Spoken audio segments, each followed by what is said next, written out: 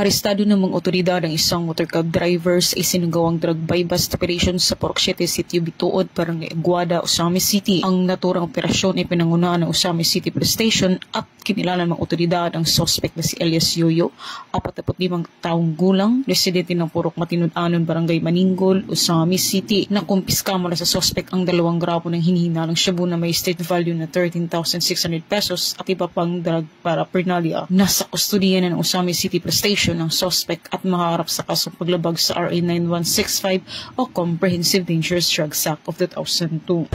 Mula dito sa Camp Capistrano, Busa, Cagayan de Oro City, ako ang inyong PNN correspondent, patrolwoman Sarabemba Tumalaki, alagad ng batas, taga-taguyod ng Balitang Pulis.